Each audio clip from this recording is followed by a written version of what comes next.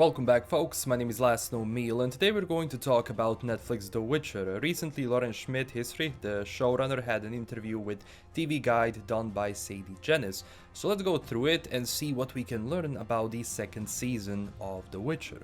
The article started by pointing out certain things that unfolded before and after the season 1 dropped.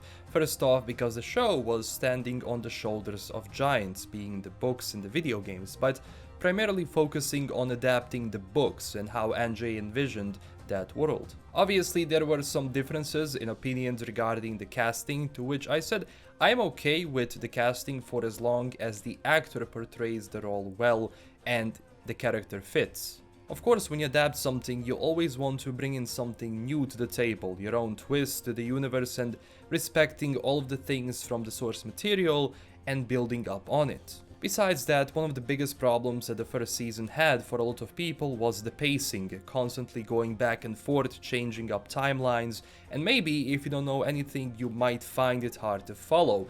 I didn't have problems. When I saw an episode, I was like, oh, it's that. But again, the show is not made for me, it's made for various target audiences, and it's important to hit all of them with the right story. Now, Lauren did say that the second season will be more linear, meaning that they will focus more on the characters, but they're still planning to play around with the timelines. This is actually what she said. The timelines are obviously one of the most controversial aspects of the show. I continue to be in love with them and will fight for them and be passionate about them. For me, it's the best way to tell the stories that I wanted to tell. I do hear that there was an audience out there that was a little like, what is going on? Why don't I understand this? I think for those people, Season 2 will be a lot easier to follow. I think Season 2 aligns all of our characters on a similar timeline. We're playing with time a little bit still, but in a different way, and easier, I think, to swallow away. The approach itself was okay here, but for some reason, and I don't know why, those people kinda came out wrong. It's important for a show and for the people running it to accept that there were mistakes and story holes that can be fixed. What's important here is that the show has a soul. It certainly stands out. It may not be the perfect Witcher show for you, but nothing is perfect. And personally, even though Season 1 wasn't the best, it had good and bad sides, but it had a soul. There are certainly other ways one can change timelines and go back to the past or go to the future. Obviously, there has to be a reason behind it, to advance the character development, to maybe move the story forward. I mean, it certainly should, otherwise the show is at a stalemate. And I did see that the Season 1 was actually moving into those short stories to expand on the character and other characters around Geralt of Rivia, around Cirilla, and around Yennefer. And I'm glad that they're learning and reading about what people are saying. Criticism should be appreciated, I mean healthy criticism, because fans can be passionate around something, but of course, you want to maintain your creative integrity, it's fine, but just tweak it a little bit and find the sweet spots, and I believe it will work for a lot of people. Lauren also talked about Ciri and Yennefer. First off, when it comes to Ciri, the books actually skip a lot after Sodden, but the show will tell these first couple of months of all of them getting to know each other. We're going to see Kaer Morhen and other Witchers, and I like that because you want to connect the character with the audience. And because Lauren took on 3 characters of same importance and told the story of each one of them in 8 episodes, that wasn't easy, because it's really hard to introduce characters, give them enough screen time to present and advance the character itself, and present themselves to the audience so that the audience can connect with that character, but at the same time not sacrificing certain things. She even said it. We're really trying to savor it. I think one of the things that of course happens when you're adapting material is that you have these 8 episodes. They're an hour long each, and we had much more of Ciri's story in Season 1 that we ended up having to trim down. And it's one of the things that when I look at the season, I see she's not as present. Ciri is not as present as I would like her to be. So in Season 2, we're really digging in with her character and we're going to understand her a lot more. And yes, that growth that you're describing, where she starts training, where she actually becomes the character that we know from the books and later from the video games, we will see her become that person, but she doesn't change on a dime. What we don't want to do is forget where she came from. And it makes sense, because Siri is new in all of this. She is naive, and that scene with Doppelganger, for example, which was disguised as Musak entering Brokilon and then just walking away with her, no questions asked.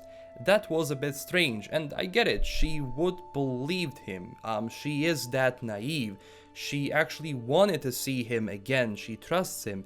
I get it from the character standpoint, but that was Brokilon, and she was surrounded by dryads. Are you telling me that none of them had a hunch that something was wrong? It was kinda cheap. I mean, I get the reason behind it, but it kinda felt out of the place. But I do understand what she was going with when she said that Siri is still developing. It makes sense. Every single one of these characters is just basically at the start of their journey. And of course, they're going to change because the environment around them is going to make them change. Also with Yennefer, I enjoyed Anya's performance. I think she stood out as her own version of Yennefer. There is certainly room for development, but what we saw in the season 1, at least me personally, I was happy with it. And I like how Lauren was amazed by the fantasy which was written in the 1980s in Europe and how strong female presence there is actually in those books and in that universe. And for a European, especially for a Slav, we never looked, at least I, when I was growing up, never saw a woman in a show and said, well, she doesn't fit here or something, because characters are the products of their environment. Then you add personalities they developed in that environment and you can get a really good character. And it has nothing to do, hey, we need a female character, let's put a female character in, because that's doing no one a favor. Put a character in, no matter the gender, race, whatever, for as long as they have a purpose there, for as long as their characters are actually developed, they have depth, they have two sides to them, as all people have, which makes them more realistic, which makes people identify with those characters. And that's why you have Yennefer, Triss, Calanthe from the books that are actually strong characters. And Calanthe was a breath of fresh air. She wasn't the stereotypical queen, her entrance was amazing. Too bad that was basically it for the character, but that's sadly the story. They need to give Triss also more freedom here, because yeah, Yen was good, Ciri was good, Triss felt weak. She felt bland every time she was on the screen. It was like she was just in the background, not having any presence or importance whatsoever. And no, it has nothing to do with the actress or the casting choice, it has to do with the story and direction she was given. Give her more freedom and make her do something cool, make her stand out a bit more, because people are going to then notice that character and identify with that character, and all of a sudden you fix the character and what people think about it, because Triss is actually someone who can stand out. And the last thing I want to cover was the question about the atmosphere, because every episode in the first season had its own atmosphere, which was cool. I liked certain directions they took, like with some practical effects and all of that. It certainly had horror moments, comedic ones, then the change of scenery and everything, that was nice. I'm glad that the show will continue to, give us those locations, but at the same time, it's not going to take itself too seriously. Is going to have all kinds of moments. So overall, as she said, moving into the season 2, the storyline will become a bit more cohesive, the characters will start overlapping more, which is a good step. I'm sure that when these things are fixed, the show will be even better. So that's it when it comes to this interview. They are slowly rolling out the production for season 2 in August. As more news come, I will report on them on this channel. Thank you so much for watching, subscribe for more, and tell me down below what you think about the second season. I left you a link for the full article interview down below. Also join our growing community on Twitter and Discord, and I made a Patreon page if you were looking for an extra way to support the channel. You can do it through there, and huge thanks to my current Patreon supporters. This is LKM signing out, and stay classy everyone. Bye bye.